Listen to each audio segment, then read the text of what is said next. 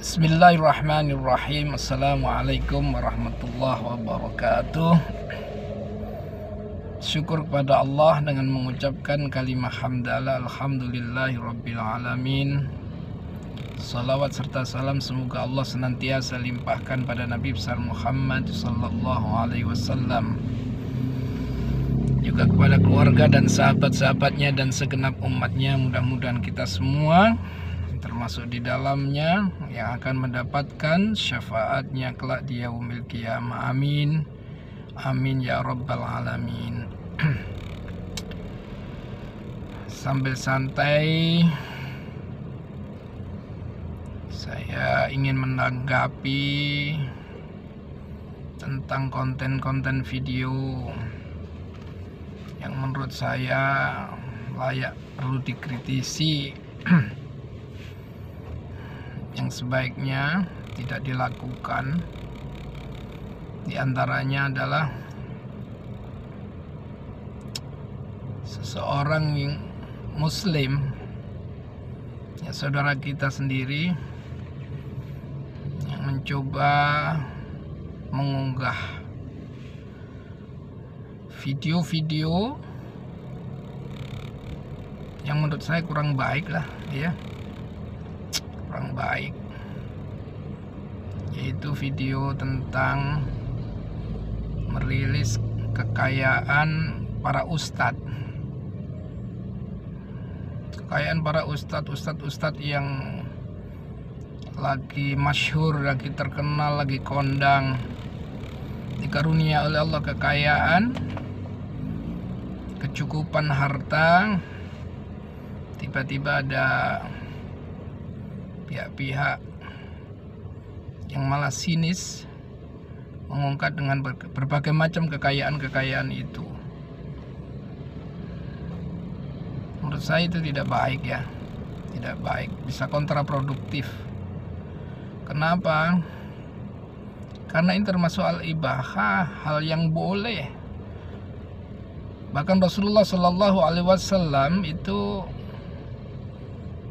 dalam sabdanya, al-mu'minul qawiyyu khairun wa ahabbu ilallahi minal mu'minid dhaif. Rasulullah sallallahu alaihi wasallam sendiri menyatakan bahwa orang mukmin yang qawiyun, yang kuat baik dari sisi fisik, material, kekayaan, ekonomi, ilmu dan sebagainya, itu khairun lebih bagus, wa ahabbu ilallah, dan sangat lebih disukai oleh Allah Subhanahu wa taala dibandingkan dengan mukmin yang lemah, yang dhaif, yang lemah.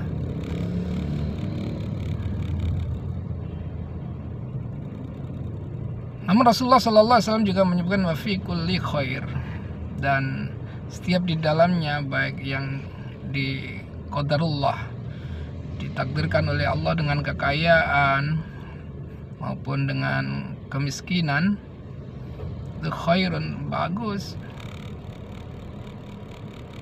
Tapi Rasulullah sallallahu alaihi wasallam menganjurkan akhris, bersemangatlah ala ma yanfa'uka, ya, bersemangatlah atas apa yang bermanfaat bagimu. Bahkan wasta'in billah, memohonlah pertolongan kepada Allah Subhanahu wa ta'ala, ya, agar diberikan kemampuan untuk bisa bermanfaat di dalam hidupnya. Oleh karena itu, ya janganlah sinis kalau ada ustadz yang kaya diberikan kekuasaan oleh Allah Subhanahu wa ta'ala. Karena kekayaan yang dimiliki oleh para ustadz itu adalah sangat membantu untuk kiprah dakwah para ustadz. Kalau saya balik bertanya, apakah kalian lebih suka ustadz atau gurumu kaya, atau lebih suka, lebih senang dengan gurumu, ya, dalam keadaan miskin, banyak hutang, banyak permasalahan ekonomi, jalan kaki atau naik sepeda ontel dan lain sebagainya, meminta-minta, apakah disuka yang seperti itu? Jadi berbahagialah, senanglah, bergembiralah kalau ada guru kita, ulama kita, ustadz kita diberikan kendaraan yang baik oleh Allah Subhanahu wa Ta'ala agar bisa gesit di dalam melakukan dakwahnya, bisa nyaman, bisa aman, bisa istirahat. Ya, tidak terlarang itu. Bahkan Rasulullah Sallallahu Alaihi Wasallam sendiri dalam riwayatnya adalah memiliki banyak kuda-kuda yang disayangi, yang disenangi oleh Rasulullah Sallallahu Alaihi Wasallam, dan kuda-kuda terbaiknya untuk sarana transportasi Rasulullah Sallallahu Alaihi Wasallam dan juga sebagai sarana gesitnya untuk berperang di jalan Allah Subhanahu wa Ta'ala. Jadi itu, kita tidak bisa terlepas dengan harta kekayaan, ya. Khairun minal mu'minil dhaif, karena tidak bisa terlepas itu. Kita membutuhkan itu. Apalagi dakwah membutuhkan kekayaan, topang dengan kekayaan yang kuat. Gitu ya, dakwah itu. Untuk apa Islam mengajarkan? Ya, dengan adanya wajib zakat, ya. Wajib zakat itu berarti tidak lepas daripada kekayaan untuk para muzaki, dan bisa berzakat itu adalah ibadah yang tidak bisa dilakukan oleh orang-orang yang tidak mampu untuk berzakat. Menunjukkan ibadah haji juga ibadah maliyah, istita'ah, kekayaan, kemampuan yang berhubungan dengan kekayaan. Ya, keunggulannya bisa melakukan ibadah itu bagi orang-orang yang diberikan kemampuan untuk melakukan ibadah haji dengan hartanya. Adanya ilmu faraid, waris, itu juga berhubungan dengan kekayaan. Ya, agar apa? Misalnya, termasuk diantaranya wal yakhsal ladzina law taraku min khalfihim dzurriyyatan di'afan khafu 'alaihim falyattaqullaha wal yaqulu qawlan syadida. Jadi sebagai orang mukmin tidaklah khawatir meninggalkan keturunan yang lemah, ya, baik lemah ekonomi, lemah pendidikan, lemah akidah dan sebagainya.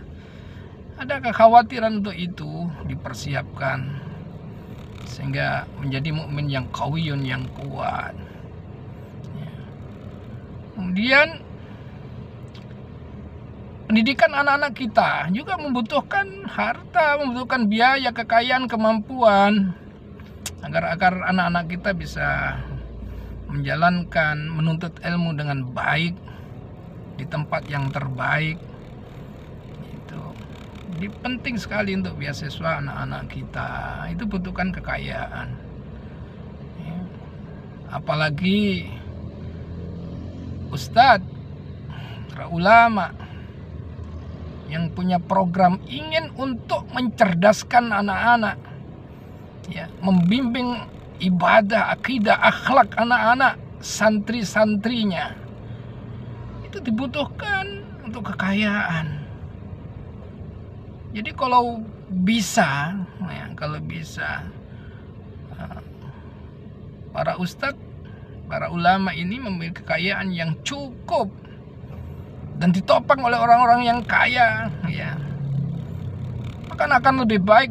Bahkan kalau bisa tanya guru-guru anak-anak kita itu, cukupilah kalau perlu, cukupilah, sejahterakan guru-guru kita, berikan kendaraan yang terbaik, berikan rumah yang nyaman, fasilitasi itu. Jangan malah dinilai buruk kalau ada ustadz bayan.